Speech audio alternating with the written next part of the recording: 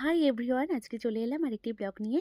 আর ব্লগের শুরুতেই তোমরা দেখতে পাচ্ছ যে মিষ্টি আর আমি গুছিয়ে নিয়েছি কোথাও একটা যাব বলে। হ্যাঁ বন্ধুরা, আমরা কোথায় যাব তোমরা ফার্স্ট টু লাস্ট এন্ড অবধি দেখতে থাকো, তাহলে জানতে পারবে। আর ভ্যানালে আসতে দেরি হচ্ছে বলে একটু ছাগল ছানাটার সঙ্গে খেলে নিল। আর এই দেখো বন্ধুরা, আমরা কিন্তু চলেও এসেছি। আমরা এসেছি হাবড়াতে। আজকে মায়ের ডাক্তার দেখানোর ডেট, সেই জন্য মা বাড়ি থেকে এসেছে, আমরা আমাদের বাড়ি থেকে গেছি। মা আমাকে বাড়ি থেকেই বলেছিল যে যতই রাত হোক না কেন আমি কিন্তু তোদের বাড়িতে যাব না, তোর বাবা আমাকে নিয়ে আসবে, বাবা আমাকে নিয়ে যাবে।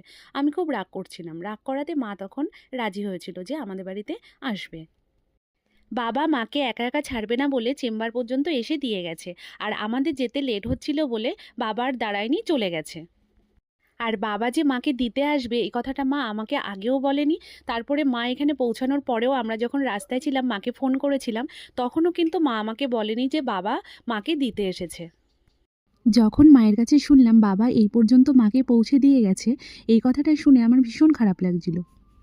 বাবা আমাদের বাড়ি বললেও হয়তো আসতো না, কারণ দাদা একা একা বাড়িতে থাকবে, মাকে যথারীতি বাড়িতে নিয়ে আসবো। তবুও বাবাকে যদি বলতাম, একটু জোর করতাম, আসলে বেশ ভালোই লাগতো। আমাদেরও সবার ভালো লাগতো, মিষ্টি তো ভীষণ খুশি হতো দিদানকে আর দাদানকে একসঙ্গে দেখে। আমার বিয়ের পরে বাবা আর মা একসঙ্গে আমাদের বাড়িতে বেড়াতে এসেছে খুব কম দিন। বেশিরভাগ ক্ষেত্রে বাবার আর মার আলাদাই আসা পড়ে, বাবাও বেশিরভাগ ক্ষেত্রে দরকারেই আসে, মাও বেশিরভাগ ক্ষেত্রে দরকারে আসে। আর যদিও একটু ঘুরতে আসে, সেটা মায়েরই একটু আসা পড়ে, বাবার আসা পড়ে না। আমরা বাড়িতেও চলে এসেছি। আর বাড়ি আসার পরে মিষ্টির কাণ্ডটা দেখো, দিদানের সোয়েটার টোয়েটারগুলো খুলে দিচ্ছে। যদি দিদান বাড়িতে চলে যায় আর কত আদর করছে।